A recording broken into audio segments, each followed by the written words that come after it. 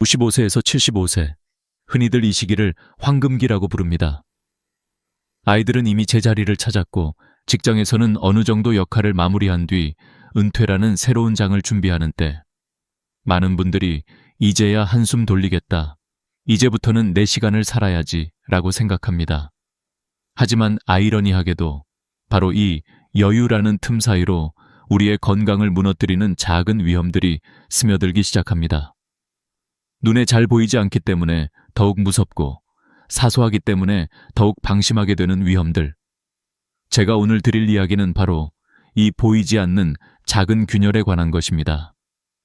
사실 나이가 들면서 몸과 마음이 변화한다는 건 누구나 알고 있습니다. 하지만 대부분의 사람들은 그 변화가 어느 순간 갑자기 찾아온다고 착각합니다. 예를 들어 어느 날 갑자기 무릎이 아프기 시작한다든지 갑자기 혈압이 오르는 것처럼 느끼죠. 하지만 실제로는 그렇지 않습니다. 수십 년 동안 쌓여온 작은 피로와 습관이 아주 천천히, 조용히 몸을 약하게 만들고 있었던 것입니다. 황금기는 그 결과가 본격적으로 드러나기 시작하는 시기일 뿐입니다. 특히 주변에서 자주 듣는 말이 있습니다. 나는 아직 젊은이들보다 더 잘 움직여. 내 나이에 이 정도면 괜찮지. 예전이랑 똑같아. 아무 문제 없어. 이런 말들을 하며 자신이 얼마나 건강한지를 강조하는 분들이 많습니다. 하지만 제가 여러 어르신들을 만나면서 느낀 건 이렇게 말하는 분호도 실제로 위험에 가장 먼저 노출된다는 것입니다.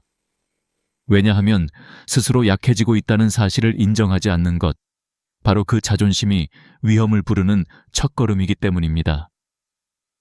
여기서 조금 무거운 이야기를 해보겠습니다. 통계에 따르면 한국에서 65세 이상 노년층의 입원 사유 1위는 큰 질병이 아닙니다. 바로 작은 부주의에서 시작된 사고입니다. 작은 넘어짐, 작은 충돌, 작은 실수. 하지만 이 작은 사고가 가져오는 결과는 절대 작지 않습니다.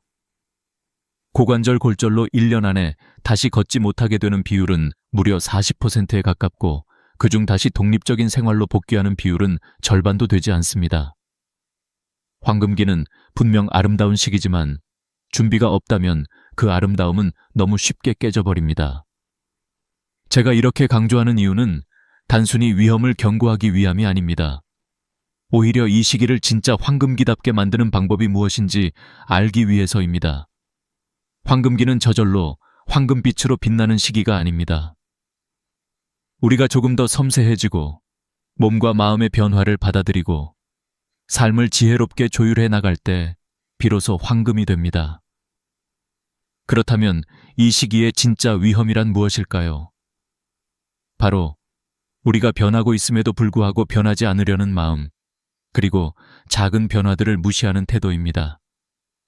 건강은 어느 날 갑자기 무너지지 않습니다. 그 전에 반드시 신호를 보냅니다. 숨이 예전보다 조금 더 차다든지, 계단 오르기가 예전만큼 쉽지 않다든지, 가끔씩 어지러움이 온다든지, 밤에 잠이 얕아지는 등 눈에 띄지 않는 변화들이 쌓여갑니다.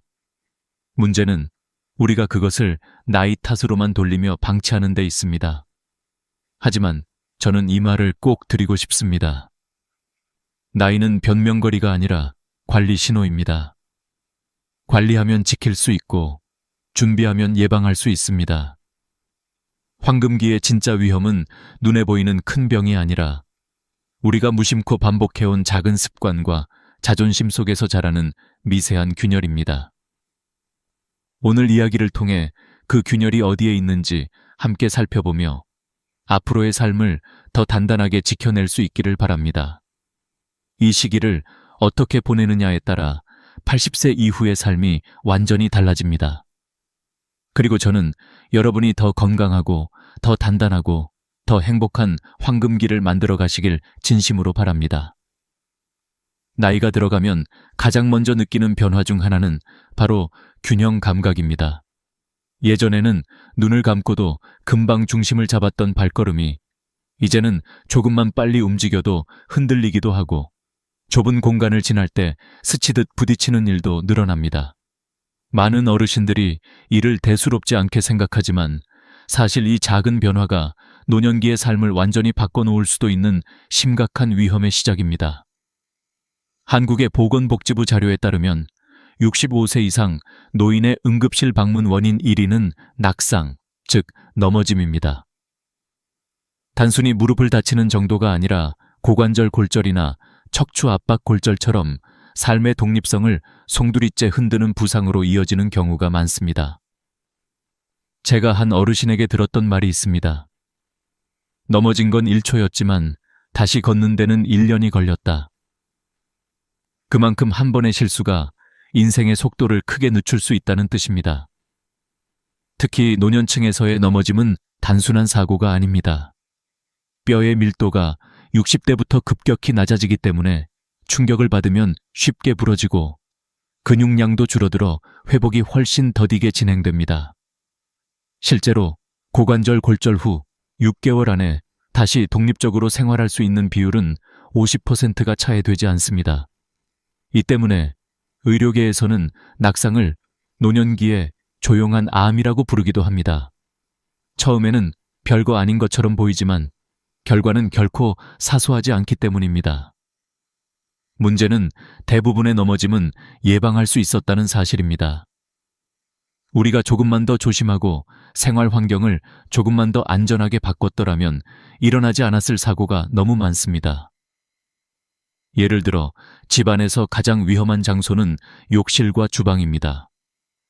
바닥은 젖기 쉽고 좁은 공간에서 움직이다 보면 미끄러질 가능성이 높습니다. 그런데 많은 분들이 욕실에 미끄럼 방지 매트를 깔거나 샤워실 손잡이를 설치하는 것을 불편하거나 번거롭다는 이유로 미루곤 합니다. 하지만 이 작은 준비가 넘어짐을 30% 이상 줄여준다는 연구 결과가 있습니다.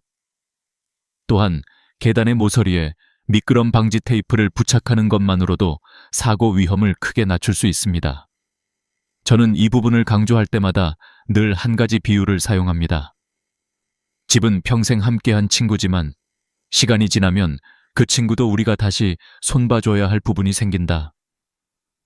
집도 나이 들고 우리는 그 집을 우리 몸에 맞게 다시 조정해 주어야 합니다.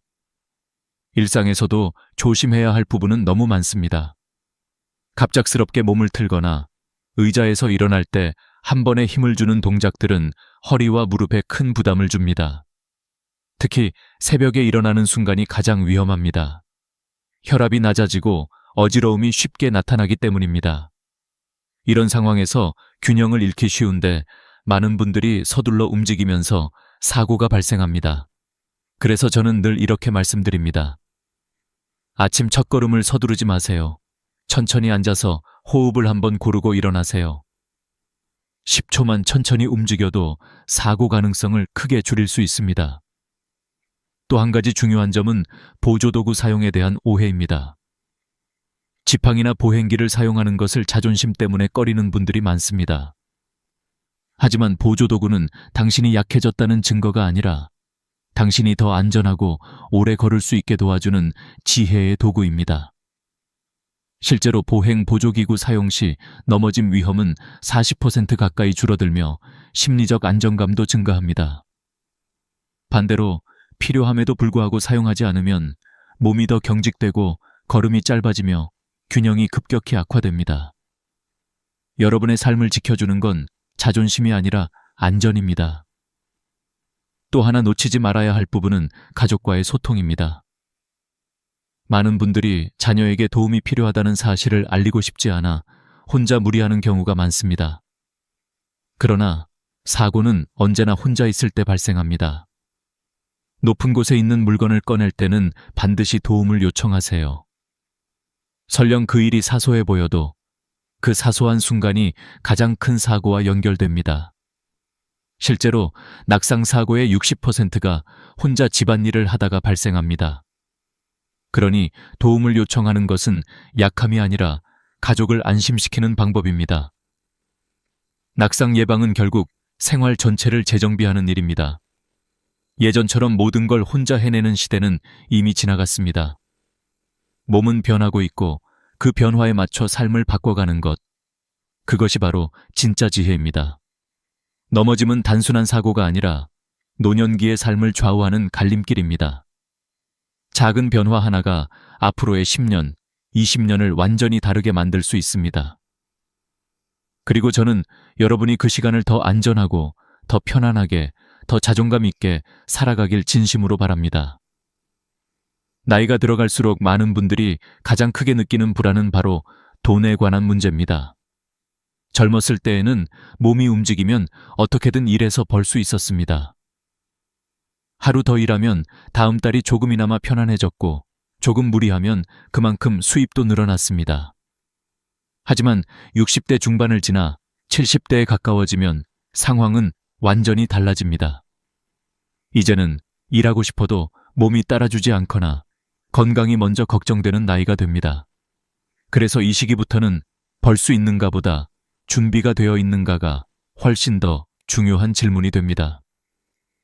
많은 어르신들이 그냥 아껴 쓰면 되지 라고 말하지만 사실 절약만으로는 감당할 수 없는 지출이 나이가 들수록 기하급수적으로 늘어납니다.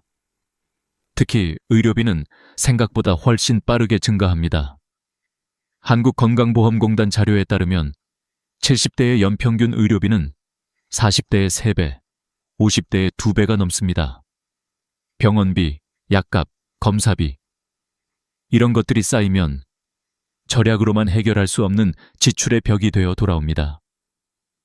그래서 노년기의 재정에서 가장 중요한 것은 누구에게도 기대지 않고 스스로를 지킬 수 있는 능력, 즉 재정적 독립입니다. 단순히 돈을 모아둔다는 개념을 넘어 자존심을 지키는 가장 중요한 힘이기도 합니다. 부모로서, 어른으로서 자녀에게 짐이 되지 않으려는 마음은 누구나 가지고 있습니다. 하지만 경제적으로 준비가 부족하면 마음과는 다르게 의존할 수밖에 없는 순간이 옵니다.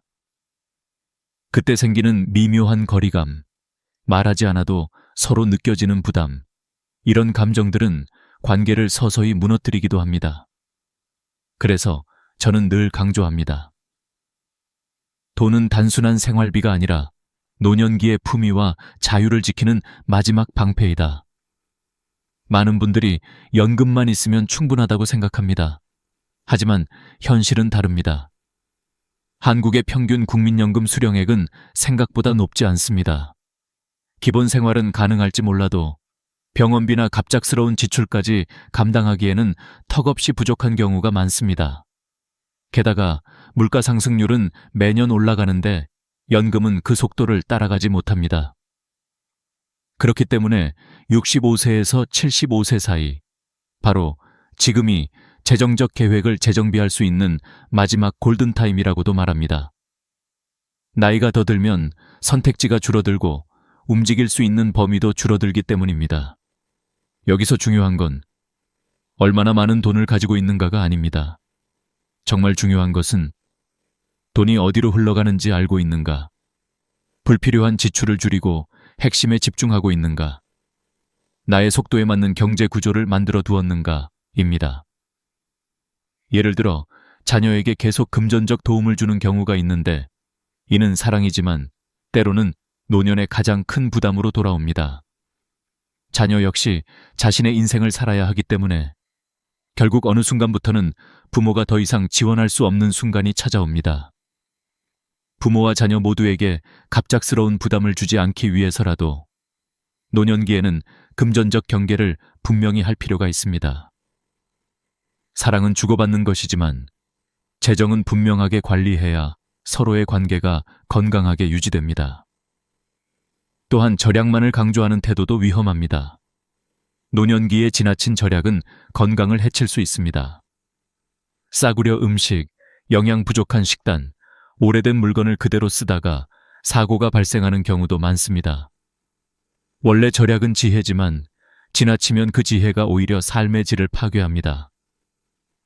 건강을 지키기 위한 지출, 안전을 위한 지출, 밝고 따뜻한 삶을 위한 지출은 절대로 낭비가 아닙니다. 오히려 가장 현명한 투자입니다. 젊을 때는 자신보다 가족을 위해 쓰는 돈이 많았다면 이제는 자신을 위한 지출이 필요합니다. 그동안 고생해온 몸과 마음을 위해 투자하는 것이야말로 가장 큰 보답입니다. 재정 독립을 준비하는 데 있어서 중요한 것은 작은 흐름을 바꾸는 것입니다. 예를 들어 매달 고정 지출을 점검하고 보험이나 필요 없는 구독 서비스를 정리하고 실질적으로 도움이 되는 보장성 보험을 재검토하는 것만으로도 재정적 여유가 생깁니다. 또한 소액이더라도 꾸준히 저축하거나 금융상품을 활용하면 향후 예기치 않은 지출에 대비할 수 있습니다. 중요한 건 지금 시작하는 것입니다. 완벽할 필요도 큰돈이 필요도 없습니다. 흐름을 바꾸는 것, 버티는 힘을 만드는 것, 그것이 재정 독립의 출발점입니다. 그리고 마지막으로 재정 독립은 단지 돈의 문제가 아니라 마음의 문제입니다. 경제적으로 여유가 생기면 자신감이 생기고, 자신감이 생기면 사회적 관계도 더 편안해지고, 삶의 선택도 자유로워집니다. 반대로 경제적 불안은 몸과 마음 모두를 불안하게 만들고 사람을 점점 더 작고 위축되게 합니다. 노년기의 행복은 얼마나 안정적인가에 달려 있습니다. 여러분의 삶이 흔들리지 않도록 재정은 가장 먼저 다져야 할 기초입니다.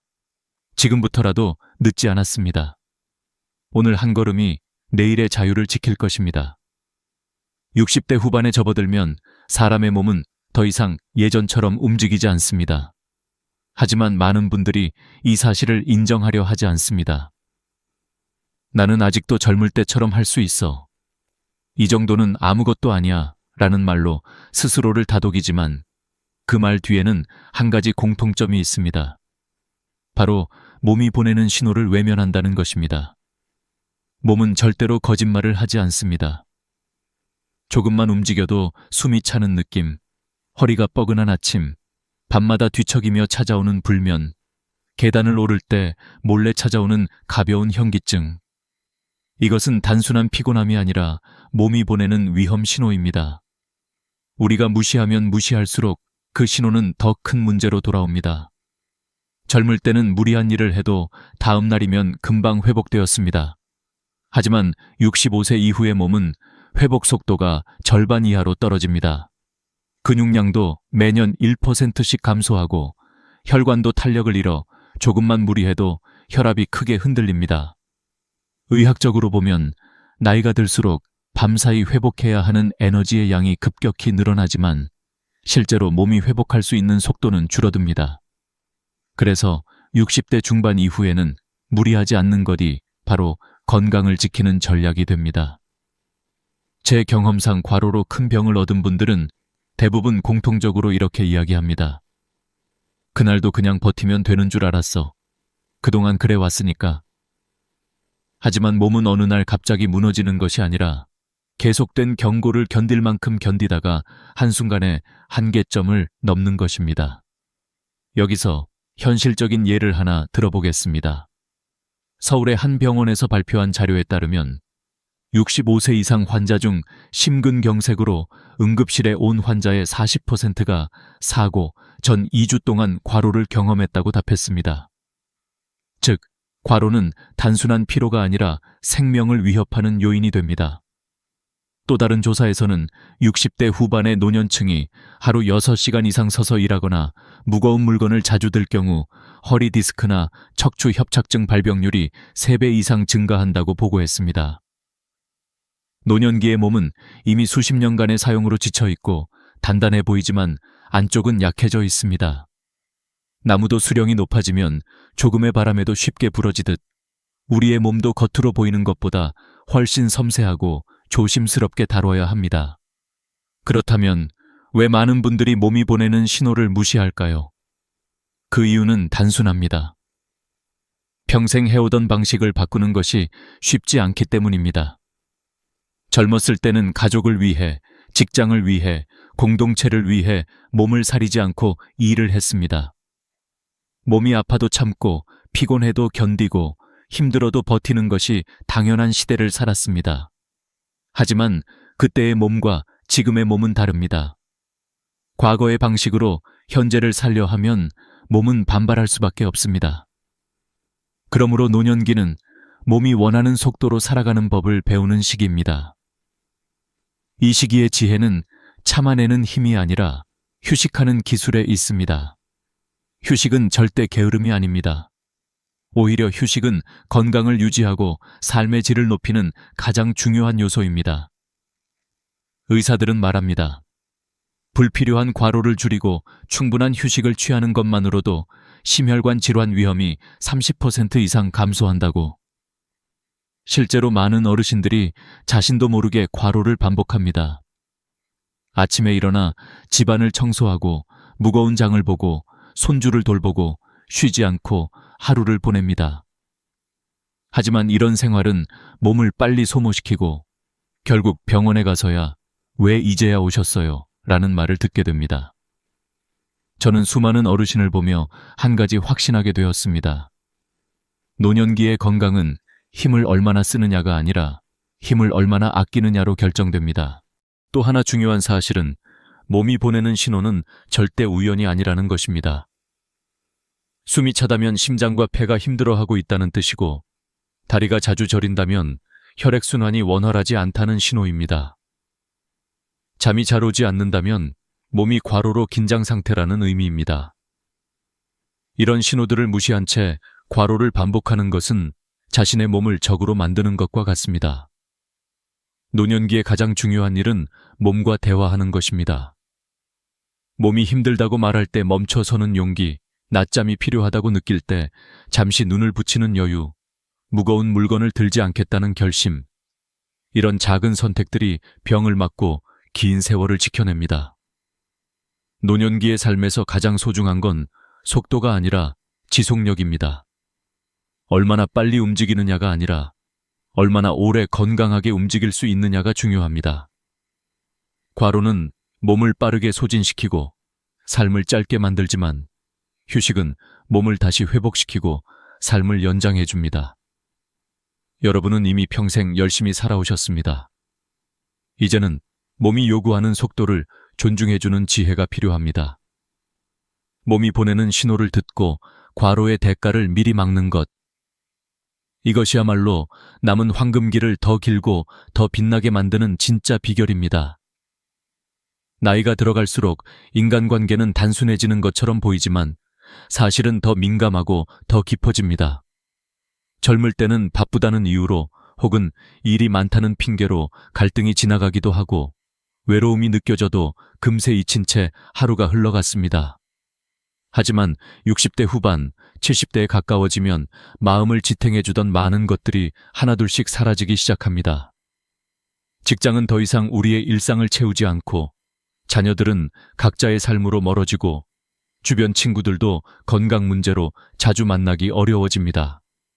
이렇게 삶이 조용해지는 만큼 내면의 감정들은 더 크게 울립니다.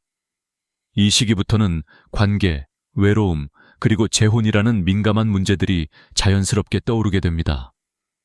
우선 배우자와의 관계는 노년기의 가장 중요한 심리적 기반입니다. 젊을 때는 서로의 삶이 바쁘고 아이 양육이나 생계 문제에 치여 깊은 대화를 하지 못하는 경우가 많았습니다. 하지만 이제 둘만의 시간이 길어지면서 평생 미뤄왔던 감정이나 갈등이 갑자기 떠오르기도 합니다. 사소한 말 한마디, 작은 오해, 생활 속 작은 차이가 생각보다 크게 다가옵니다. 많은 부부들이 노년기에도 여전히 사소한 일을 가지고 싸우고 그 싸움이 며칠씩 이어지곤 합니다. 특히 고집과 자존심이 강해지는 시기이기 때문에 내가 옳다는 생각이 부딪히며 갈등이 더 쉽게 커집니다. 하지만 저는 수많은 부부를 지켜보며 한 가지 확실한 점을 깨달았습니다. 노년기의 다툼은 결국 건강을 해치는 싸움이라는 것입니다. 스트레스는 혈압을 올리고 수면을 망가뜨리며 당뇨와 심혈관 질환을 악화시킵니다. 실제로 스트레스가 심한 노년층은 심장질환 위험이 2배 가까이 높다는 연구도 있습니다. 즉, 부부싸움은 단순한 감정 소모가 아니라 몸을 직접 해치는 행동에 가깝습니다. 그래서 노년기에는 무엇보다 관계의 온도를 지키는 것이 중요합니다. 배우자의 짜증스러운 말투가 사실은 외로움의 표현일 수도 있고, 무심하게 들린 행동이 사실은 도움을 요청하는 신호일 수도 있습니다. 저는 많은 어르신들에게 이렇게 말합니다. 상대가 아니라 지금까지의 세월을 사랑하세요. 배우자는 단순한 동반자가 아니라 평생을 함께한 기억의 증인이며 마지막 길까지 함께 걸어갈 중요한 존재입니다. 서로의 고집을 꺾는 싸움보다 서로의 마음을 어루만지는 대화가 훨씬 더 필요할 시기입니다. 그리고 노년기에 가장 조심해야 하는 감정 중 하나는 바로 외로움입니다. 노년층 우울증의 70% 원인이 외로움에서 시작된다는 보고가 있을 정도로 외로움은 단순한 감정이 아니라 건강에 큰 영향을 주는 요인입니다. 외로움은 혈압을 올리고 수면을 불안하게 만들며 심지어 치매 위험도 높아지는 것으로 알려져 있습니다.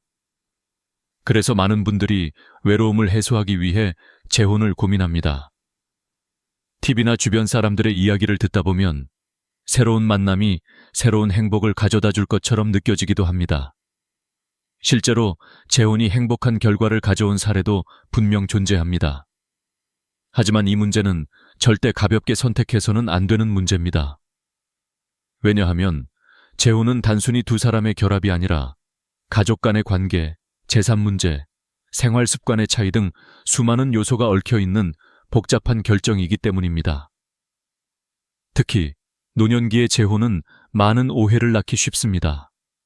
서로의 생활 방식이 이미 굳어져 있기 때문에 작은 차이도 크게 느껴지고 자녀의 반대나 유산 분쟁 문제로 갈등이 생기기도 합니다. 어떤 분은 외로움을 이기지 못해 빠르게 재혼을 선택했다가 몇 달 만에 큰 스트레스와 갈등 속에서 다시 혼자가 되어버리기도 합니다. 외로움을 피하려고 선택한 길이 오히려 더 큰 외로움을 만들어버리는 것입니다. 저는 이렇게 말씀드립니다. 외로움 때문에 재혼을 서두르지 마세요. 외로움을 해결하는 방법은 결혼만이 아닙니다. 노년기에는 친구 관계를 넓히거나 취미 활동을 시작하거나 동네 모임이나 봉사활동을 통해 새로운 인간관계를 형성하는 것이 훨씬 건강한 해결책이 될 수 있습니다. 외로움을 채우는 가장 좋은 방법은 누군가에게 의지하는 것이 아니라 삶을 풍요롭게 하는 관계의 선택지를 넓히는 것입니다. 재혼을 고려한다면 절대 서두르지 말고 충분히 시간을 들여 상대를 알아가야 합니다. 서로의 건강, 경제 상황, 생활 방식, 자녀 관계 등 현실적인 부분을 솔직하게 나누는 과정이 필요합니다. 감정만으로 결정하는 재혼은 대부분 후회로 이어집니다. 하지만 서로를 진심으로 이해하고 존중하며 고립된 삶에서 벗어나 함께 삶을 나누고자 하는 마음이 깊다면 그것은 분명히 아름다운 선택이 될 수 있습니다. 노년기의 관계는 젊을 때보다 훨씬 섬세합니다. 상처는 더 깊게 다가오고 위로는 더 따뜻하게 느껴집니다. 그래서 이 시기의 인간관계는 단순한 감정보다 배려와 지혜가 필요합니다. 살아온 세월만큼의 고집을 내려놓고 상대의 마음을 있는 그대로 바라보는 것, 그리고 외로움을 피하기 위해서가 아니라 더 풍요로운 삶을 위해 관계를 선택하는 것. 이것이 노년기의 관계가 가져다주는 진짜 의미입니다. 외로움은 우리를 약하게 만들지만 진심 어린 관계는 우리를 다시 강하게 만듭니다.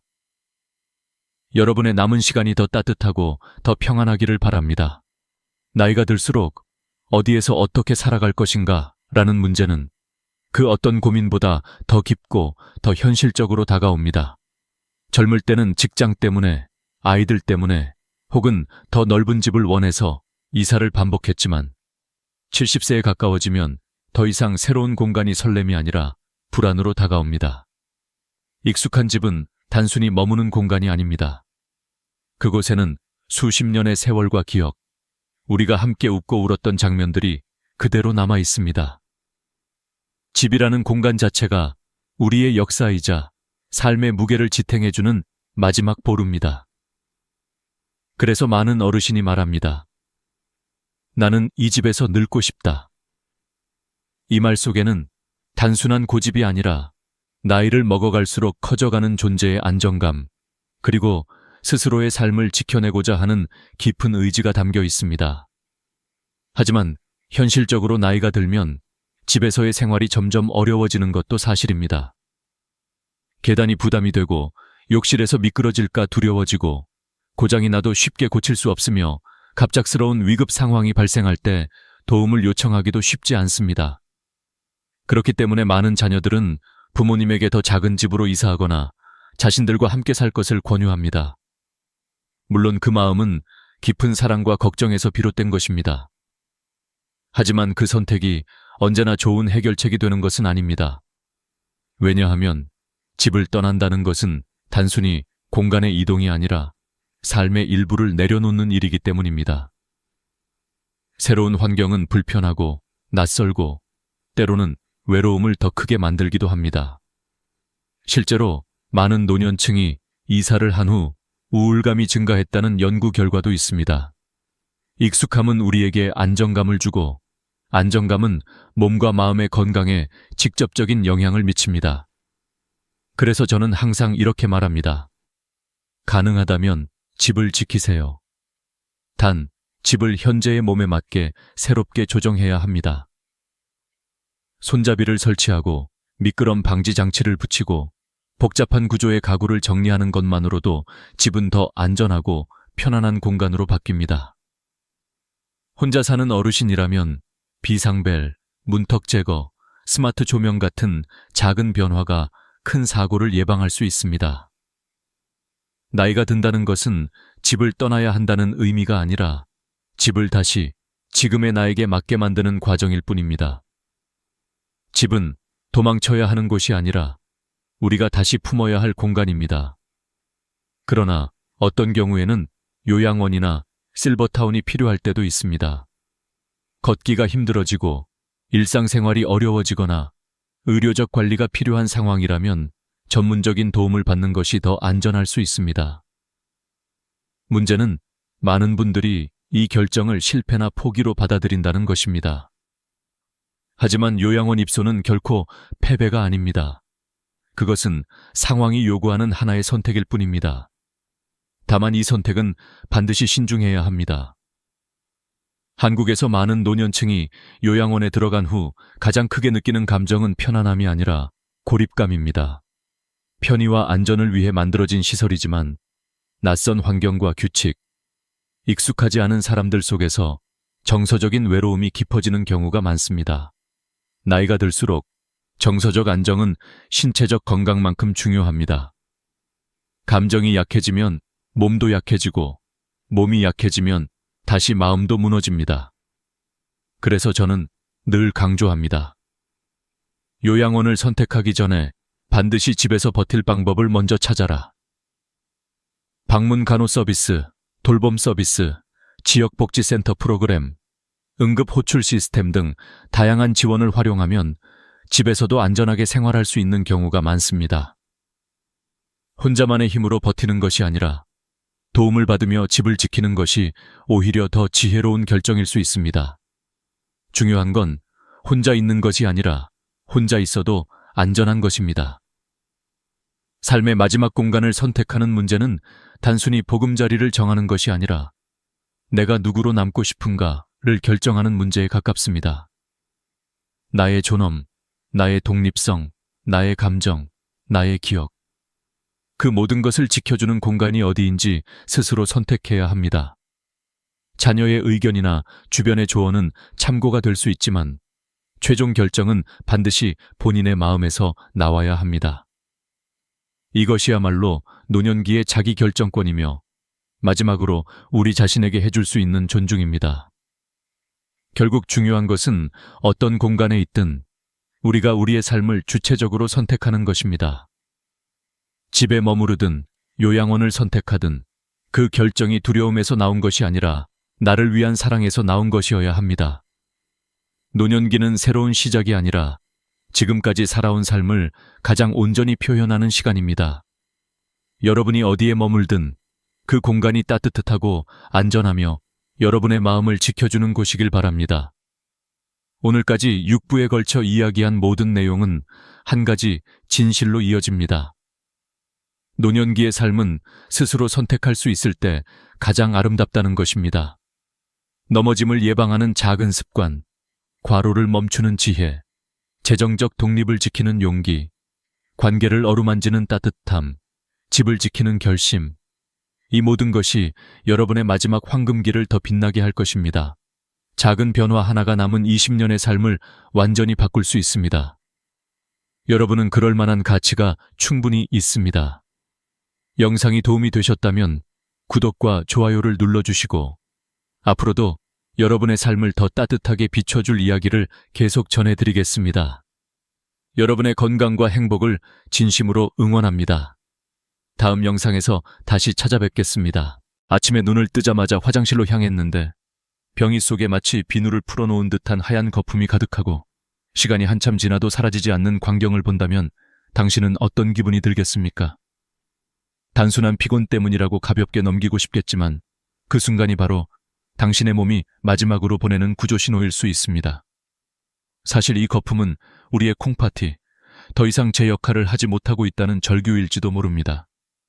이 신호를 무시한다면 언젠가 팔에 굵은 주사바늘을 꽂고 주 3회 4시간씩 혈액투석에 의존해야 하는 날이 찾아올 수도 있습니다. 저는 평생 수많은 환자들을 진료하며 이런 장면을 수없이 목격했습니다.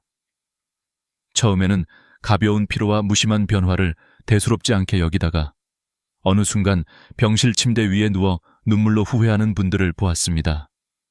그중 한 명은 제게 가장 가까운 친구였습니다. 의사라는 직업을 가진 그조차 나는 괜찮아, 그저 바빠서 피곤할 뿐이야 라고 말하며 몇 달을 흘려보냈습니다. 그러나 그가 응급실에 실려왔을 때는 이미 온몸이 붓고 숨조차 제대로 쉬지 못하는 상태였습니다. 검사 결과 양쪽 콩팥이 거의 기능을 잃은 말기 심부전이었습니다. 투석 침대에 누워있던 그는 제 손을 꼭 잡고 이렇게 말했습니다. 내가 그때 내 말을 들었더라면 단순한 거품이라 생각했던 게 내 인생을 이렇게 무너뜨릴 줄 몰랐다. 그 순간 저는 아무 말도 할 수 없었고 그저 함께 울 수밖에 없었습니다. 시청자 여러분, 이 이야기가 먼 나라의 비극처럼 들리십니까? 아닙니다. 지금 이 순간에도 수많은 사람들이 설마 나는 아니겠지 하며 이 경고를 외면하고 있습니다. 하지만 희망은 있습니다. 모든 거품이 다 위험한 것은 아닙니다. 우리가 정확히 알면 구분할 수 있고 제때 행동하면 돌이킬 수 없는 상황을 피할 수 있습니다. 문제는 대부분이 그 차이를 모른다는 사실입니다. 저는 이 영상을 통해 수십 년 현장에서 배운 경험과 깨달음을 나누려 합니다. 단순히 두려움만 심어주려는 것이 아닙니다. 오히려 지금부터라도 바꿀 수 있다는 용기와 희망을 전하고 싶습니다. 생각해 보십시오. 하루하루 바쁘다는 이유로 내게 주어진 소중한 신호를 놓치고 있지는 않습니까? 작은 거품 하나가 당신의 미래를 송두리째 바꿀 수도 있습니다. 저는 이 영상을 통해 반드시 당신에게 필요한 답을 드리고자 합니다. 단순한 건강 상식이 아니라 실제로 수많은 환자들을 투석의 공포에서 벗어나게 했던 방법을 나누겠습니다. 이제 당신의 선택은 단순합니다. 그 거품을 외면하고 계속 같은 삶을 살아갈 것인지, 아니면 오늘 이 순간부터 귀를 기울여 자신의 건강을 지킬 것인지. 이 이야기는 단순히 의학 정보가 아닙니다. 바로 당신의 인생을 바꾸는 시작이 될 수 있습니다.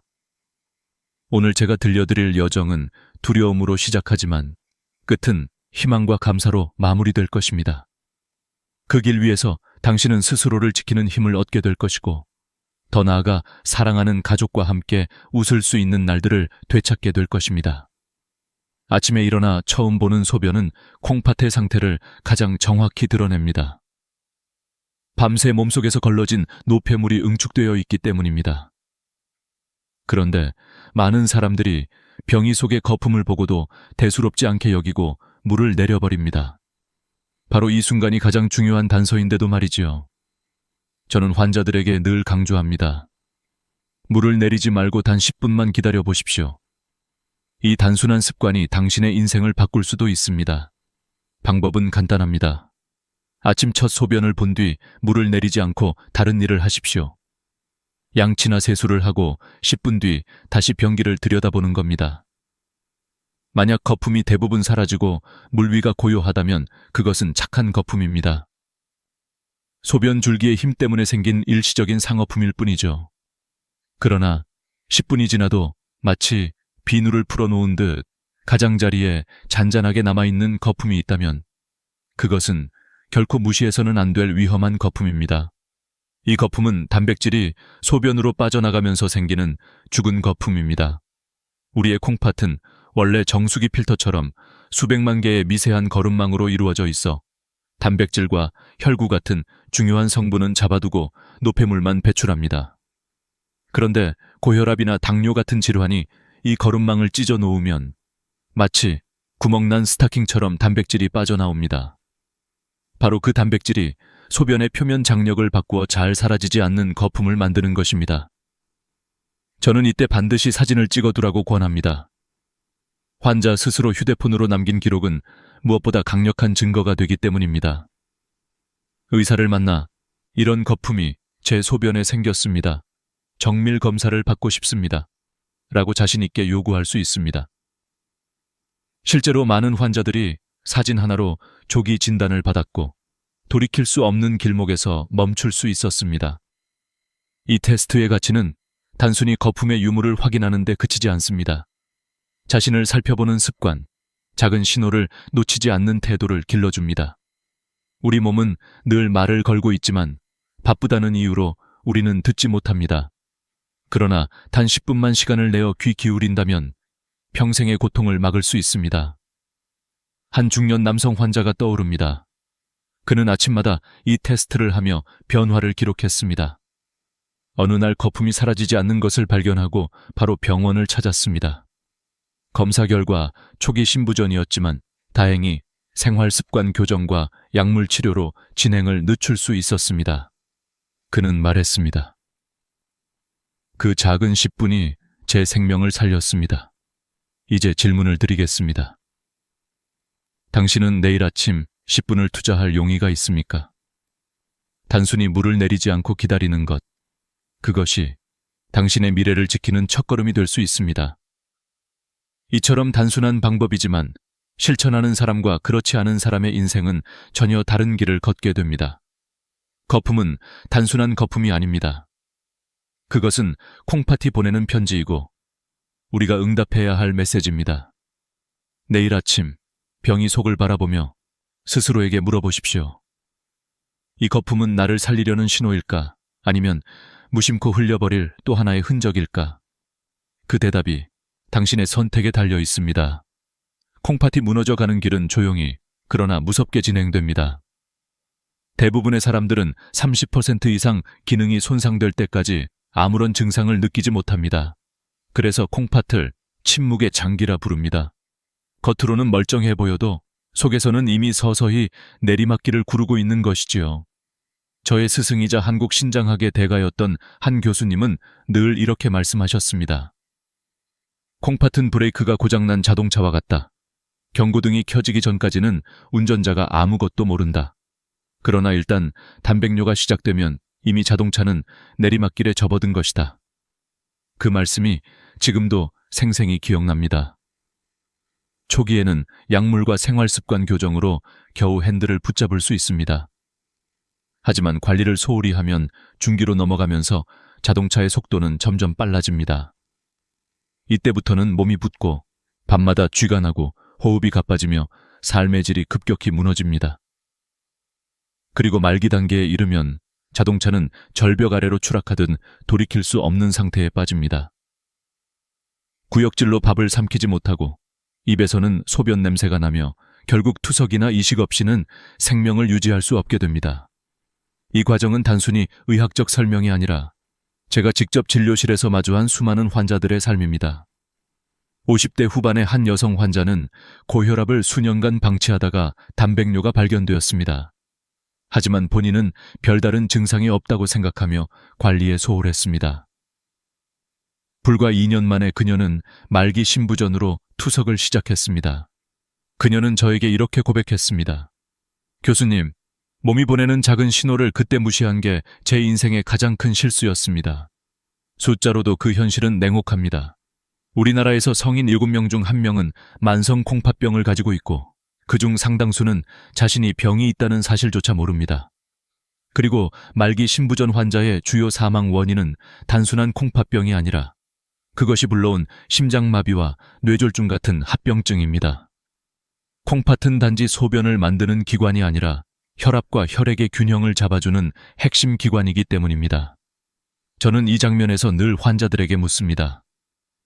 당신의 자동차는 지금 어디쯤 내려가고 있습니까? 아직 브레이크를 붙잡을 수 있는 구간일 수도 있고 이미 속도가 붙어 위험한 상황일 수도 있습니다. 중요한 것은 지금 이 순간 내가 어디쯤 있는지를 아는 것입니다. 그것을 알 때 비로소 다시 언덕 위로 끌어올릴 방법을 찾을 수 있습니다.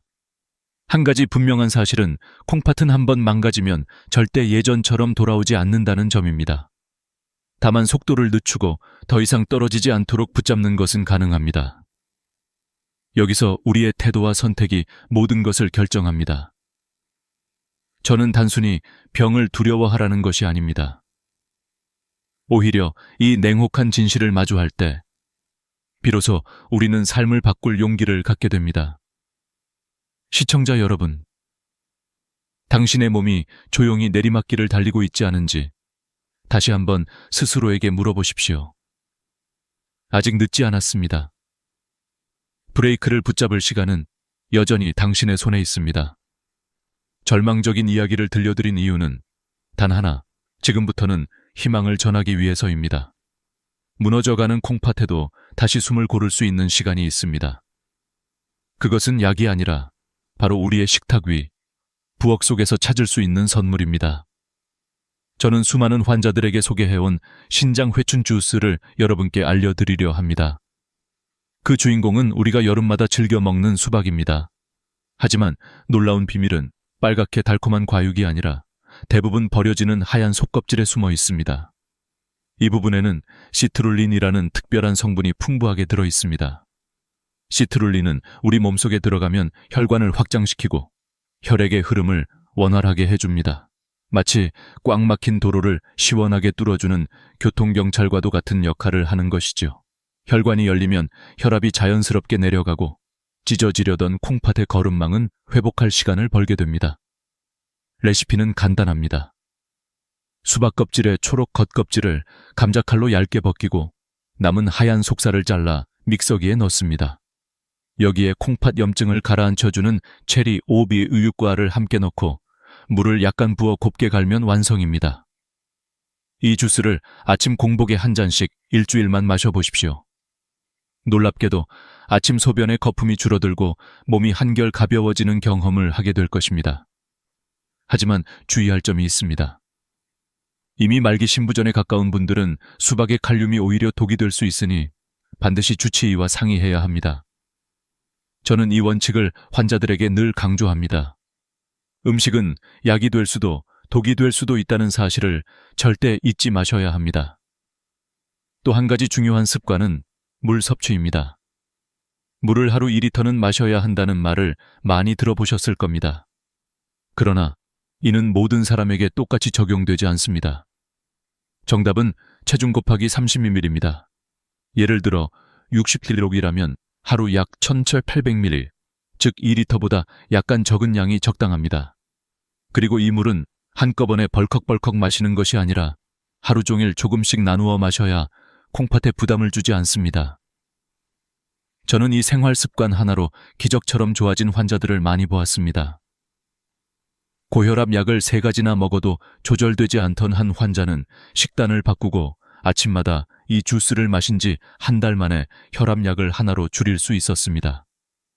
그는 평생 약을 줄일 날이 올 거라 상상도 못했는데 이제 다시 삶의 자신감이 생겼다고 말했습니다. 시청자 여러분, 기적은 멀리 있지 않습니다. 우리가 매일 지나치는 부엌과 냉장고 속에 있습니다. 오늘 제가 말씀드린 주스는 단순한 음료가 아니라 당신의 삶을 바꿀 열쇠일 수 있습니다. 선택은 언제나 당신의 몫입니다. 내일 아침 몸을 무겁게 짓누르는 두려움 대신 한 잔의 희망으로 하루를 시작해 보십시오. 이제 우리가 반드시 기억해야 할 것은 아무리 좋은 음식을 챙겨 먹어도 동시에 콩팥을 갉아먹는 나쁜 습관을 계속 유지한다면 아무 소용이 없다는 사실입니다. 빠진 독에 아무리 맑은 물을 부어봐야 채워지지 않는 것과 같습니다. 저는 환자들에게 늘 말합니다. 콩팥을 지키고 싶다면 먼저 콩팥 도둑을 내쫓으라. 오늘은 3가지 콩팥 도둑을 공개하겠습니다. 첫 번째 도둑은 바로 짠 국물과 찌개입니다. 한국 사람들은 뜨끈한 국물을 마셔야 밥을 먹은 것 같다고 생각합니다. 그러나 그 한 그릇 속에는 소금이 무려 2,000미권 이상 들어있을 때가 많습니다. 하루 권장량의 대부분을 단숨에 넘기는 셈이지요. 소금은 콩팥의 섬세한 거름망을 거칠게 긁어내는 자갈과 같습니다. 매일 국물을 들이켜는 것은 콩팥에 매일 돌멩이를 던지는 것과 다름없습니다. 이제는 국물은 밥만, 건더기 위주로 먹는 습관을 들이십시오. 처음엔 밍밍해도 혀는 금세 적응합니다. 두 번째 도둑은 가공식품과 인스턴트 음식입니다. 햄, 소시지, 라면, 과자. 바쁘고 간편해서 자주 찾게 되지만 그 속에는 보이지 않는 인 성분이 가득합니다. 이는 원래 뼈를 구성하는 좋은 성분이지만 과도하게 섭취하면 콩팥에 쌓여 기능을 망가뜨리고 오히려 뼈를 약하게 만듭니다. 장을 볼 때 반드시 성분표를 확인하십시오. 공장에서 만든 편리한 음식 대신 자연 그대로의 재료를 선택하는 것이 콩팥을 살리는 길입니다. 세 번째 도둑은 과도한 단백질입니다. 나이가 들수록 근육을 유지하려면 단백질이 필요합니다. 그러나 이미 콩팥이 약해진 사람에게는 과한 단백질이 치명적 독이 됩니다. 단백질이 소화되면 요산이 생기는데 이것을 걸러내는 곳이 바로 콩팥이기 때문입니다. 지친 콩팥에게 계속 무거운 짐을 지우는 셈입니다. 정답은 체중 1kg당 0.8개. 예를 들어 60kg이라면 하루 약 50끼 적당합니다. 붉은 고기보다는 두부, 콩, 흰살 생선 등 콩팥에 부담이 덜한 단백질을 고르십시오. 이 3가지를 멀리하면 신장은 비로소 숨을 쉴 수 있습니다. 그리고 여기에 또 하나의 작은 습관을 더한다면 놀라운 변화가 찾아옵니다. 그것이 바로 발목 펌프 운동입니다. 밤마다 화장실을 들락거리느라 잠을 설친 환자에게 저는 약 대신 이 운동을 처방했습니다. 침대에 누워 발목을 몸쪽으로 힘차게 당겼다가 다시 바닥 쪽으로 쭉 뻗는 동작을 반복하는 것. 단 5분이면 충분합니다. 이렇게 하면 다리에 몰린 혈액과 수분이 심장과 콩팥으로 올라가 잠들기 전에 불필요한 수분이 소변으로 배출됩니다. 실제로 한 여성 환자는 이 습관을 한 달간 지킨 뒤 10년 만에 처음으로 밤새 깨지 않고 숙면을 취했다고 눈물을 흘리며 감사했습니다. 그녀는 이제야 살 것 같다고 말했습니다. 단순하지만 강력한 변화는 늘 이렇게 작은 습관에서 시작됩니다. 시청자 여러분, 콩팥 도둑셋을 내쫓고 작은 발목 운동을 더 해보십시오. 당신의 밤은 편안해지고 콩팥은 새로운 힘을 얻을 것입니다. 결국 우리의 건강은 거창한 비밀이 아니라 매일 반복되는 습관 속에서 만들어집니다. 오늘 저녁 식탁에서 국물 한 숟갈을 덜어내는 순간 당신의 콩팥은 한숨 돌릴 수 있을 것입니다. 이제 우리는 마지막 여정을 함께하고 있습니다. 그동안 콩팥을 지키는 방법, 피해야 할 습관, 그리고 몸이 보내는 경고 신호까지 이야기했습니다. 그러나 오늘 제가 가장 강조하고 싶은 메시지는 이것입니다. 콩팥 건강은 단순히 소변 문제나 투석 여부에 그치지 않는다는 사실입니다. 콩팥은 우리 몸 전체의 수명과 직결되는 근본입니다. 많은 분들이 고혈압이나 당뇨가 콩팥을 망가뜨린다고만 생각합니다. 맞는 말입니다. 하지만 반대로 콩팥이 망가지면 혈압은 더 오르고 심장과 뇌까지 위협하게 됩니다. 콩팥은 혈압을 조절하는 호르몬을 분비하는데 이 기능이 고장나면 아무리 약을 먹어도 혈압이 잡히지 않습니다. 또한 전해질 균형이 무너지면 부정맥이 생기고 심장이 멈출 수도 있습니다. 실제로 말기 심부전 환자의 주요 사망 원인은 콩팥병 자체가 아니라 합병증인 심장마비와 뇌졸중입니다. 그러므로 콩팥을 지키는 것은 곧 심장과 뇌를 지키는 일입니다. 저는 환자들에게 늘 말합니다. 당신의 콩팥은 당신의 생명, 시계입니다. 그 시계의 태엽이 멈추면 당신의 시간도 멈춥니다. 그렇다면 어떻게 해야 할까요? 답은 어렵지 않습니다. 우리가 이미 이야기한 식단과 습관을 7일간만 실천해 보십시오. 국물 대신 건더기, 가공식품 대신 자연식, 과도한 단백질 대신 균형 잡힌 단백질, 그리고 매일 아침 수박 껍질, 주스 한 잔. 여기에 발목 펌프 운동을 더하면 일주일 후 당신은 몸의 변화를 스스로 느끼게 될 것입니다. 아침 소변에 거품이 줄고 붓기가 빠지고 밤이 편안해질 것입니다. 작은 변화지만 분명한 증거입니다. 그리고 마지막으로 저는 한 가지 비밀을 더 말씀드리고 싶습니다. 그것은 바로 마음가짐입니다. 저는 수많은 환자들을 보며 깨달았습니다. 아무리 좋은 약과 음식을 섭취해도 마음이 불안과 원망으로 가득 차 있으면 병은 쉽게 낫지 않습니다. 반대로 감사와 희망으로 하루를 시작하는 분들은 회복이 훨씬 빠릅니다. 감사하는 마음은 스트레스 호르몬을 줄이고 면역력을 높이는 가장 강력한 치유의 스위치입니다. 그러니 내일 아침 소변을 볼 때 두려움 대신 이렇게 말해 보십시오. 밤새 내 몸을 지켜줘서 고맙다, 내 콩팥아. 그리고 식탁에 앉아 밥을 먹기 전에 잠시 눈을 감고 감사하십시오. 이 작은 습관이 당신이 먹는 한 끼를 진짜 보약으로 바꿔줄 것입니다. 시청자 여러분, 이제 선택은 당신의 몫입니다. 오늘도 무심히 지나칠 것입니까? 아니면 지금부터 행동할 것입니까? 당신의 건강은 병원이 아닌 당신의 부엌에서, 당신의 손끝에서 시작됩니다. 이 영상이 마음에 울림을 주었다면 좋아요와 구독을 눌러주십시오. 그리고 당신이 사랑하는 가족과 친구들에게 꼭 공유해 주십시오. 마지막으로 댓글에 이렇게 다짐해 주십시오. 오늘부터 내 콩팥을 지키겠습니다. 그 약속 하나하나가 모여 더 건강한 사회를 만드는 힘이 될 것입니다. 저는 언제나 이 자리에서 여러분이 투석 없이 스스로의 힘으로 건강하게 살아가시기를 응원하겠습니다. 지금까지 여러분의 평생 주치의 이소연이었습니다. 감사합니다. 할머니, 그 과일 좀 이제 그만 드세요. 그렇게 말하는 손자의 목소리에 김순자 할머니는 화가 나셨습니다. 이게 얼마나 몸에 좋은데.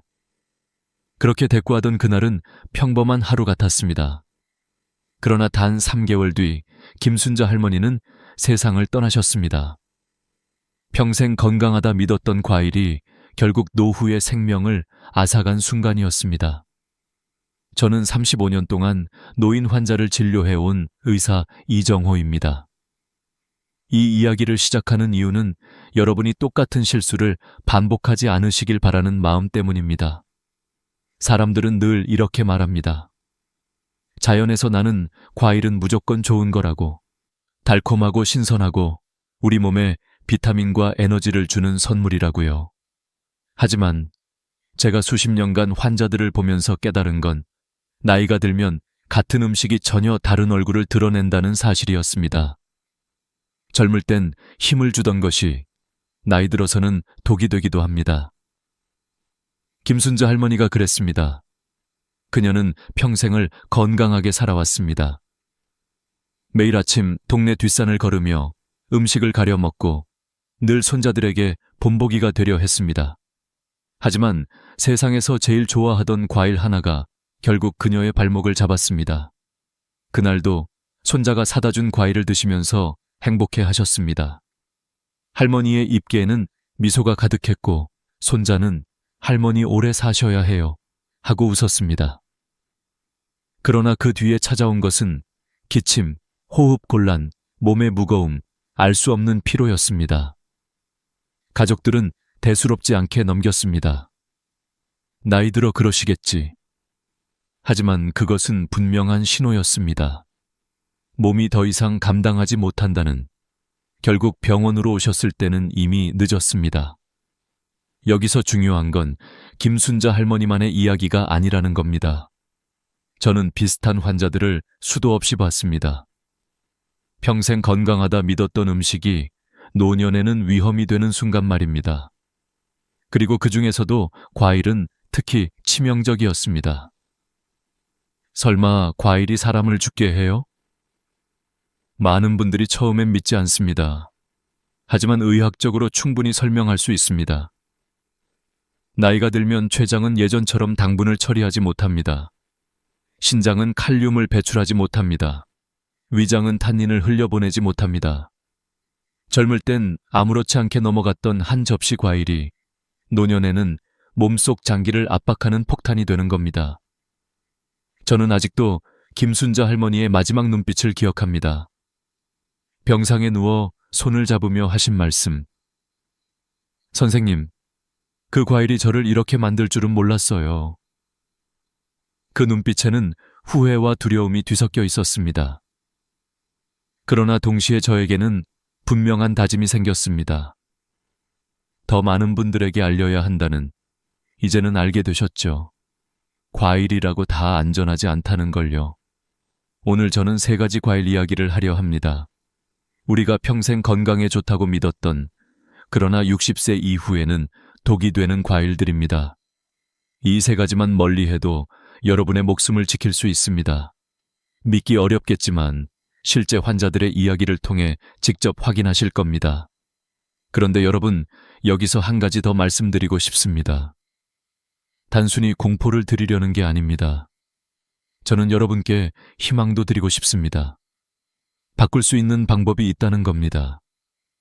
손자의 손을 잡고 산책하며 웃을 수 있고 여행을 떠나고 싶을 때 2다리로 걸어 나설 수 있는 삶, 그것은 바로 작은 습관에서 시작됩니다.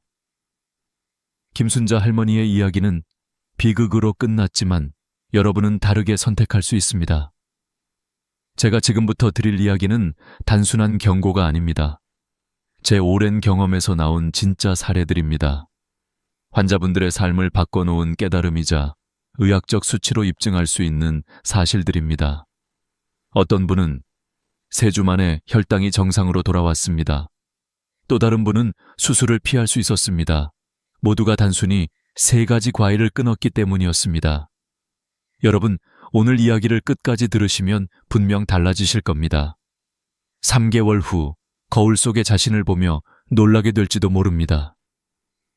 자녀들이 여러분보다 더 기뻐하며 아버지니 어머니, 요즘 얼굴이 좋아지셨어요 라고 말하는 날이 올 겁니다. 하지만 반대로 이 사실을 모른다면 김순자 할머니처럼 너무 일찍 세상을 떠날 수도 있습니다. 여러분의 선택입니다. 지금 이 순간, 이 영상을 보는 바로 지금이 기회입니다. 손자와 함께 공원을 걷고 싶으신가요?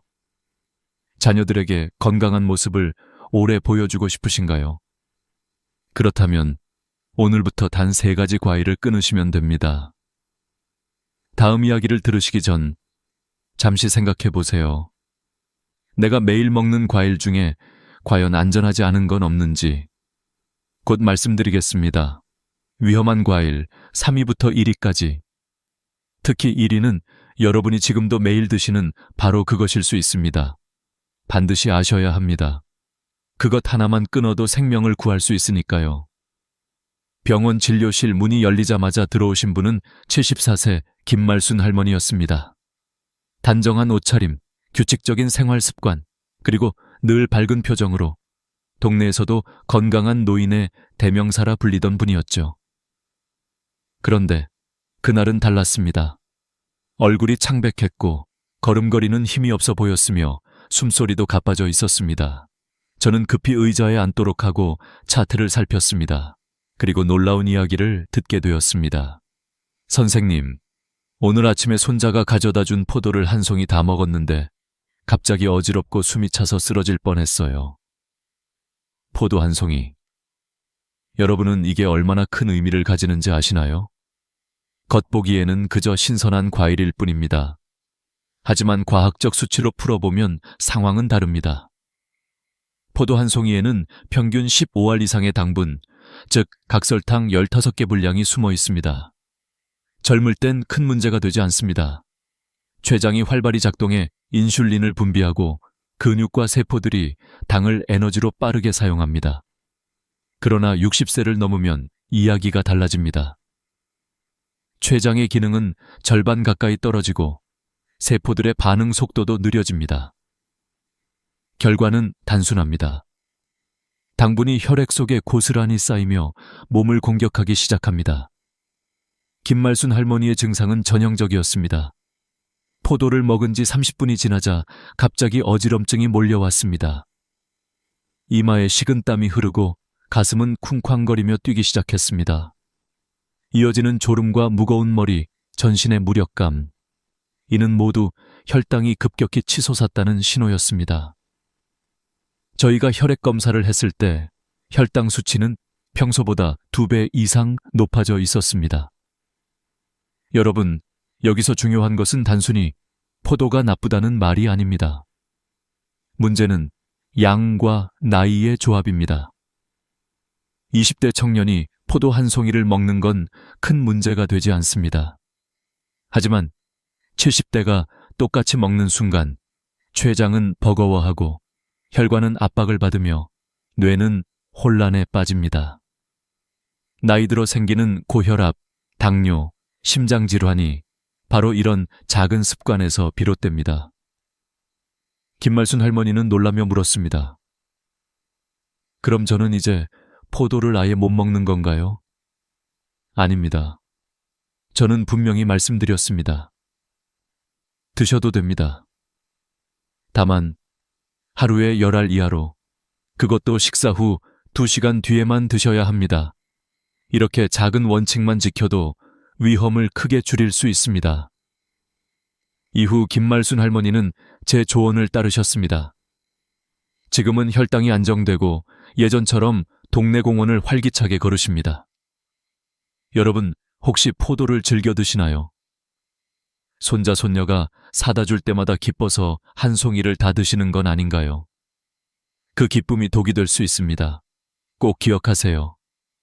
60세 이후 포도는 더 이상 단순한 과일이 아닙니다. 혈당 폭탄이 될 수 있습니다. 실제 연구 결과도 이를 뒷받침합니다. 한국의 한 대학병원 연구팀은 65세 이상 노인을 대상으로 실험을 진행했습니다. 같은 양의 포도를 섭취했을 때 젊은 그룹은 혈당이 평균 20% 상승한 반면 노인 그룹은 60% 이상 급격히 상승했습니다. 췌장의 반응 속도가 현저히 느려진 탓이었습니다. 이는 단순한 개인 경험이 아니라 과학적으로 검증된 사실입니다. 그럼에도 불구하고 사람들은 과일은 무조건 몸에 좋다는 믿음을 놓지 않습니다. 바로 이 믿음이 문제입니다. 건강에 좋다는 고정관념이 오히려 노후를 해치는 덫이 되는 것이죠. 제가 이 이야기를 반복하는 이유는 단순합니다. 수많은 환자들이 같은 실수를 하고 있기 때문입니다. 포도는 달콤합니다. 하지만 달콤함 뒤에는 숨은 그림자가 있습니다.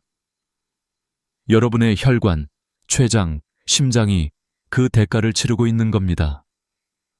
한번 상상해 보세요. 아침에 포도를 먹고 산책을 나갔는데 갑자기 어지러워 쓰러진다면, 손자와 함께 뛰놀다 심장이 빠르게 뛰며 가슴이 조여온다면 그것이 바로 과일이 주는 또 다른 얼굴입니다. 그러나 희망은 있습니다. 김말순 할머니처럼 방법을 알면 바꿀 수 있습니다. 포도를 끊으라는 게 아니라 현명하게 즐기라는 겁니다. 하루 10알 이하, 반드시 식후 2시간 뒤, 그리고 가급적 사과나 배처럼 혈당을 천천히 올려주는 과일로 바꿔보세요. 여러분, 여기서 멈추지 마세요. 포도보다 더 위험한 과일이 있습니다.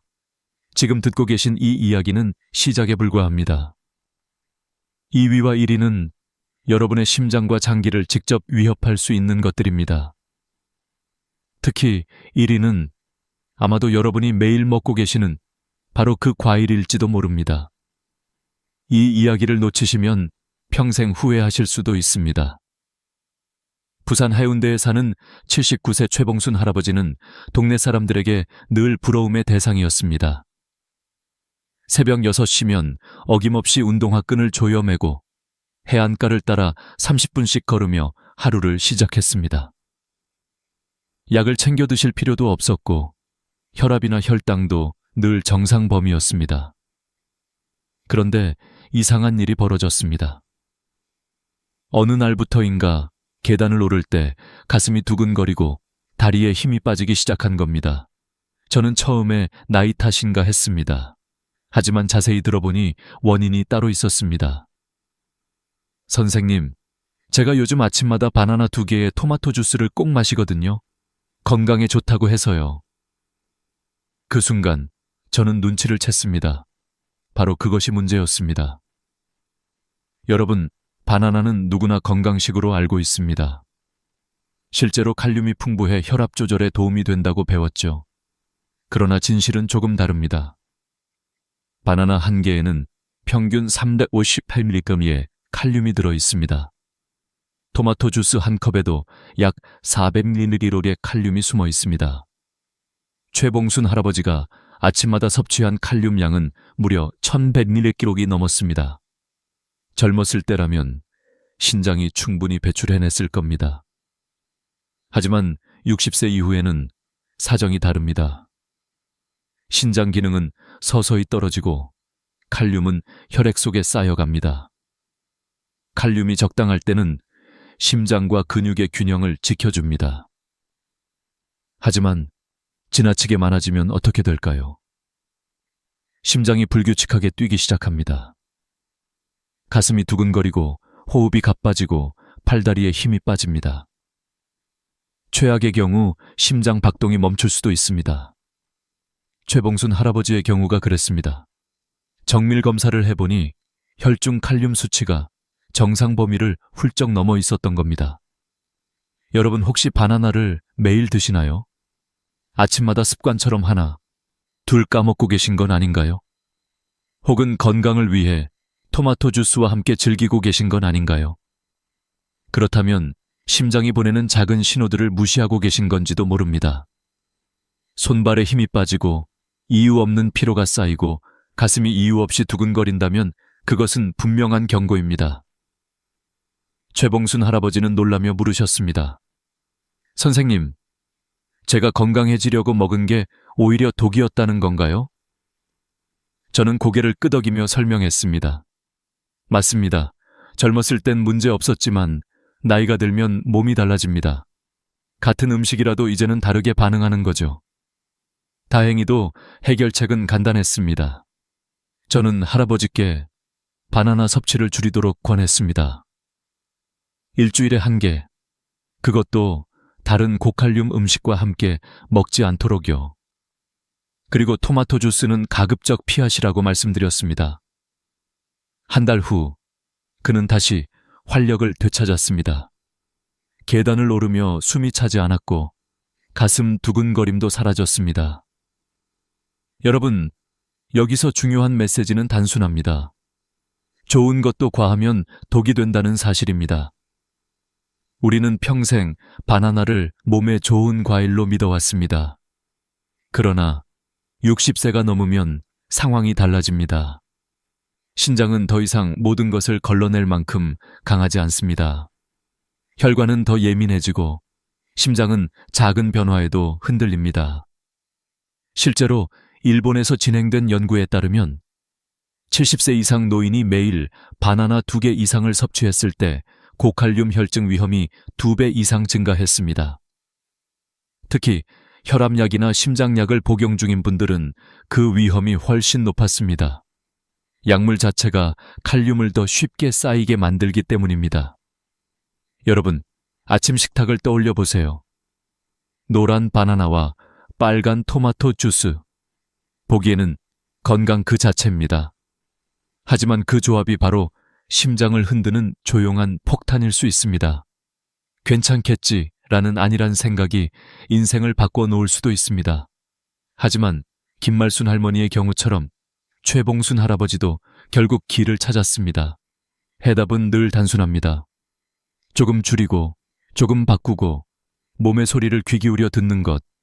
그 작은 차이가 생명을 지킵니다. 여러분, 여기까지 들으셨다면 이미 2가지 과일이 왜 위험한지 아셨을 겁니다. 그러나 아직 끝이 아닙니다. 지금까지의 이야기는 예고편에 불과합니다. 3번째 과일은 여러분이 평생 즐겨왔을지도 모릅니다. 하지만 그것은 단순히 혈당이나 심장의 문제가 아닙니다. 더 무섭게도 위와 장을 완전히 막아버릴 수 있습니다.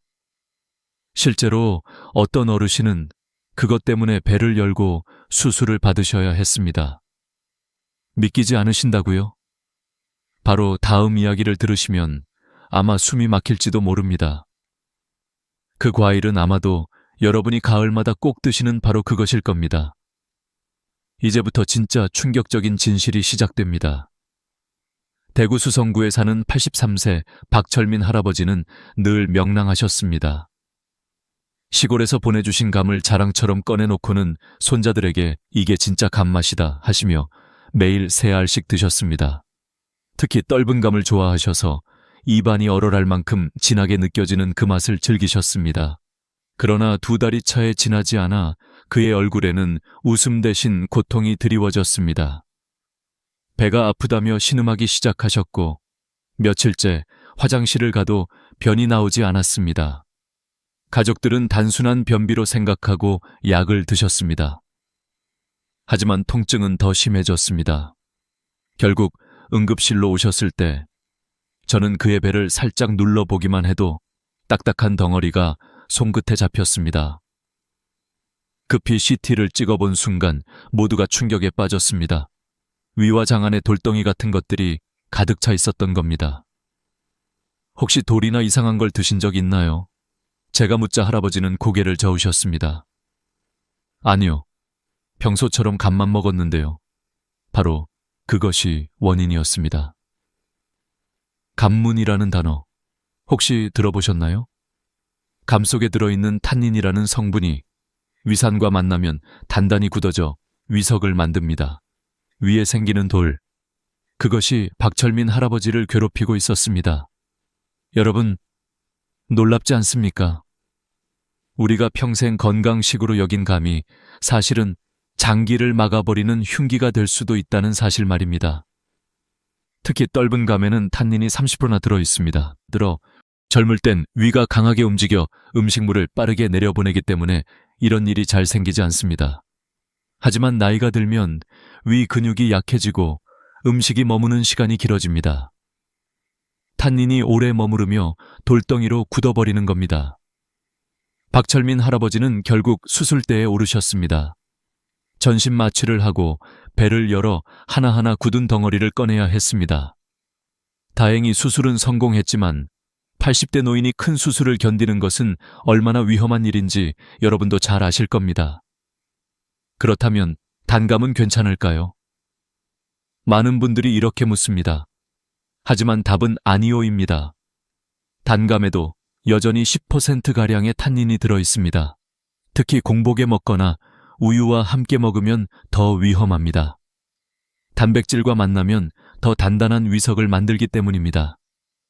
박철민 할아버지는 수술 후 저에게 한숨을 쉬며 말씀하셨습니다.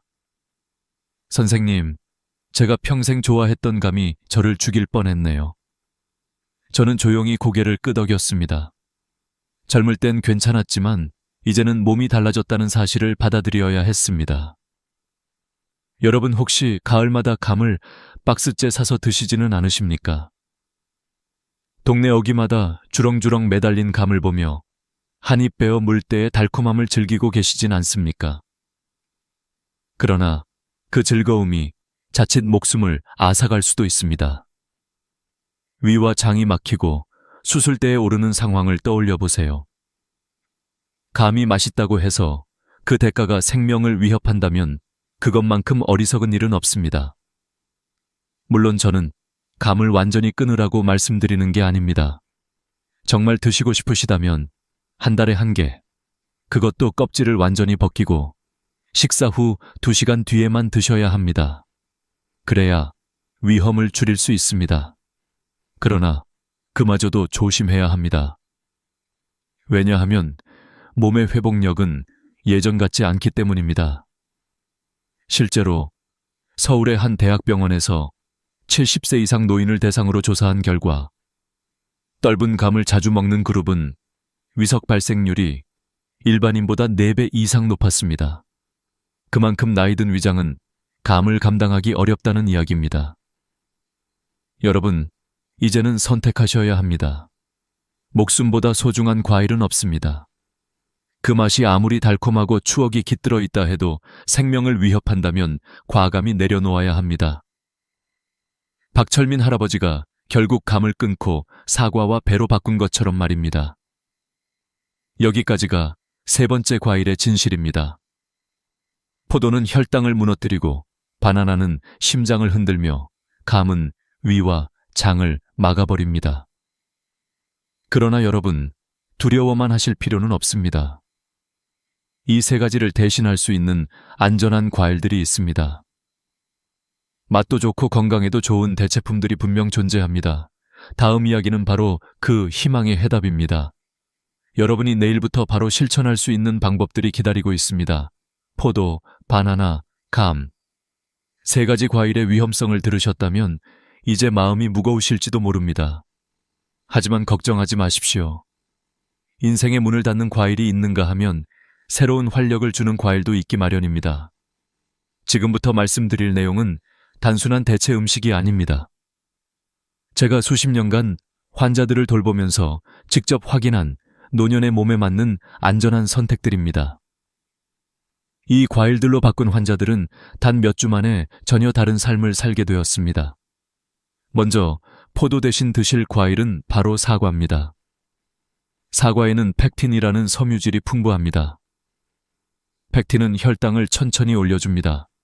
포도가 단숨에 혈당을 폭발시키는 반면 사과는 잔잔한 물결처럼 서서히 변화를 만들어내지요. 실제로 인천 연수구에 사는 75세 김영희 할머니가 있었습니다.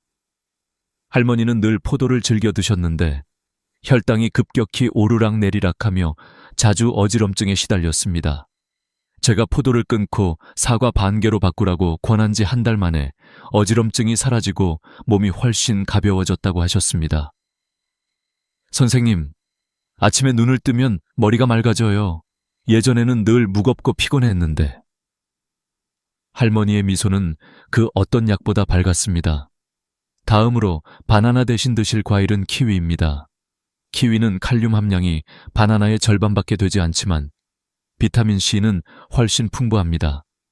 면역력이 떨어지기 쉬운 노년기에 특히 적합한 과일이지요. 게다가 소화 효소가 많아 변비에도 효과적입니다. 실제로 제 환자 중 한 분은 아침마다 바나나 2개를 드셨는데 늘 피곤하고 가슴이 두근거린다고 하셨습니다. 바나나 대신 키위 1개로 바꾸신 후 피로가 사라지고 배변도 훨씬 수월해졌습니다. 예전에는 하루 종일 눕고 싶었는데 지금은 손자랑 시장에 가도 힘들지 않아요. 환자의 말은 의학적 수치보다 더 큰 증거였습니다. 마지막으로 감 대신 드실 과일은 배입니다. 배는 수분이 풍부하고 위와 장에 부담을 주지 않습니다. 탄닌 성분이 거의 없어 위석을 만들 위험도 없습니다.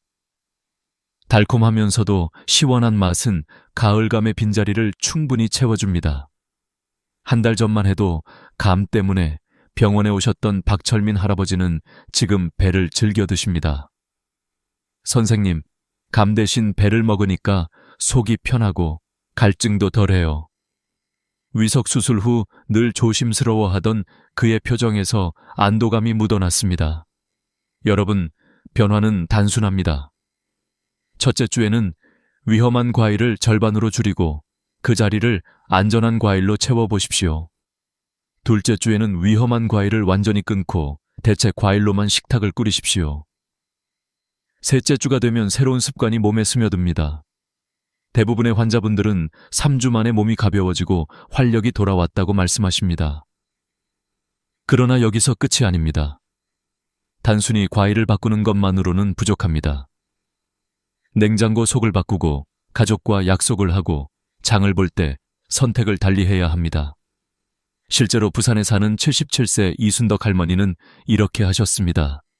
냉장고에 있던 포도와 감을 모두 치우고 대신 사과와 배를 채워 넣었습니다. 그리고 아들에게 이렇게 말했지요. 아들아, 이제 엄마한테 감이나 포도 말고 배랑 사과만 사다 줘. 아들은 놀라면서도 웃으며 대답했습니다. 알았어, 엄마. 이제부터는 건강한 과일만 드세요. 여러분도 하실 수 있습니다. 장을 보러 가실 때 미리 메모를 적으세요. 사과 3개, 키위 5개, 배 2개. 그렇게만 하셔도 잘못된 선택을 피할 수 있습니다. 식당에서 후식으로 포도나 감이 나온다면 정중히 거절하십시오. 죄송하지만 과일은 빼주세요.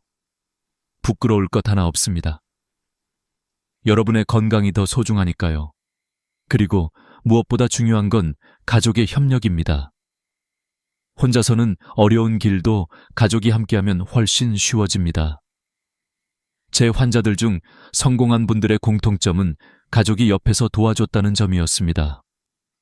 손자가 사과를 깎아드리고 딸이 키위를 사다 주고 아들이 배를 챙겨드릴 때 그 응원은 약보다 강력했습니다. 여러분, 이 작은 습관이 결국 인생을 바꿉니다. 몸은 거짓말하지 않습니다. 사과 1개, 키위 1개, 배 1개. 단순하지만 확실한 선택입니다. 지금의 노후를 건강하게 만들 뿐 아니라 자녀와 손자에게도 안심을 주는 길입니다. 위험한 과일을 끊고 안전한 과일로 바꾸는 것. 그것이 바로 삶을 연장하는 지름길입니다. 자, 이제 여러분은 알게 되셨습니다. 3가지 위험한 과일과 그 자리를 채울 3가지 안전한 과일. 하지만 아직 마지막으로 드릴 말씀이 남았습니다. 지금까지 환자들의 이야기를 통해 배운 진실, 그리고 저 자신이 깨달은 교훈, 그것이 바로 인생 후반부를 어떻게 살아가야 하는지 알려주는 열쇠입니다. 지금부터 마지막 여정을 함께 하시지 않겠습니까? 저는 35년 동안 수많은 노인 환자들을 만났습니다. 그들의 얼굴에는 공통된 2가지 표정이 있었습니다. 하나는 병상에서 후회하는 표정이었고, 또 하나는 습관을 바꾼 뒤 웃음을 되찾은 표정이었습니다. 그 차이는 거창한 수술이나 비싼 약이 아니라 작은 선택 하나에서 비롯되었습니다. 바로 매일 먹던 과일을 바꾼 것이었습니다. 김순자 할머니는 그 사실을 알지 못했습니다. 이게 얼마나 몸에 좋은데 라며 드시던 과일이 결국 생명을 앗아갔습니다. 반대로 김말순 할머니는 포도를 줄이고 사과로 바꾸며 건강을 지켰습니다. 최봉순 할아버지는 바나나를 끊고 키위로 바꾸며 심장의 두근거림을 멈출 수 있었습니다. 박철민 할아버지는 감을 내려놓고 배를 선택하며 위석 수술의 공포에서 벗어났습니다. 같은 나이, 같은 세대였지만 선택은 달랐고 결과는 극명하게 갈렸습니다. 여러분, 여기서 우리가 배워야 할 교훈은 단순합니다. 젊을 때는 괜찮았던 것들이 나이 들면 독이 될 수 있다는 겁니다. 몸은 세월과 함께 변합니다. 20대의 췌장은 설탕을 거뜬히 처리했지만 70대의 췌장은 그 절반도 감당하지 못합니다. 신장은 젊을 때 칼륨을 깨끗이 배출했지만 노년의 신장은 점점 힘을 잃어갑니다. 위장은 예전처럼 힘차게 움직이지 못해 음식이 오래 머무르며 돌이 되기도 합니다. 그러니 같은 음식을 먹더라도 결과는 달라집니다. 이것은 결코 피할 수 없는 현실입니다. 그렇다면 해답은 무엇일까요? 몸의 변화를 인정하고 그에 맞는 습관을 선택하는 것입니다. 저는 늘 환자들에게 이렇게 말합니다. 건강한 노후는 큰 것이 아니라 작은 변화에서 시작됩니다. 냉장고를 정리하는 작은 행동, 가족들에게 미리 알리는 작은 대화, 장을 보며 메모지를 들고 다니는 작은 습관. 그 사소한 선택들이 모여 인생을 바꿉니다. 3개월만 해보십시오.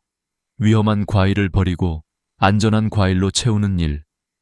처음에는 힘들 수 있습니다.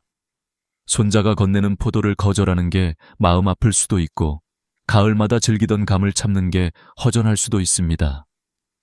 그러나 단 3개월 후 거울 속의 여러분은 전혀 다른 얼굴을 하고 있을 겁니다. 아침에 눈을 뜨는 순간 몸이 가볍고 하루 종일 활력이 넘치며 자녀와 손자들이 여러분을 보며 안심하는 모습. 그때 여러분은 깨달을 겁니다. 건강은 멀리 있는 것이 아니라 이미 손 안에 있었다는 사실을요. 제가 진료실에서 가장 듣고 싶은 말은 이것입니다. 선생님, 이제는 병원에 자주 안 와도 될 것 같아요. 그 한마디에 저는 지난 세월의 피로가 씻겨 내려가는 듯합니다.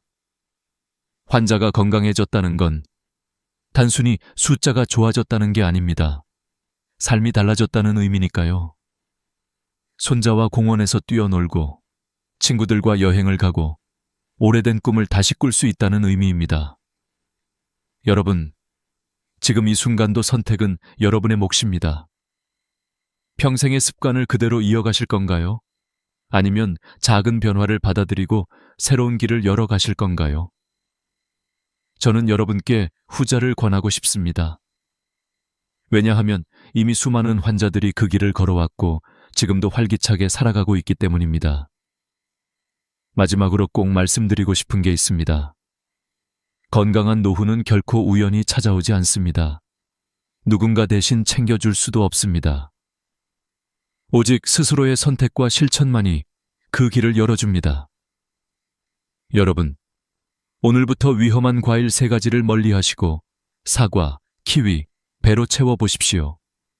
단순하지만 그 안에 여러분의 내일이 담겨 있습니다. 만약 이 이야기가 마음에 와닿으셨다면 혼자만 알지 마시고 주변 어르신들께도 전해주십시오. 더 많은 분들이 건강한 노후를 누릴 수 있도록 함께 나눠주시길 부탁드립니다. 구독과 좋아요, 알림 설정까지 해두시면 새로운 이야기가 나올 때마다 바로 만나실 수 있습니다. 여러분의 건강한 인생 후반부를 진심으로 응원합니다.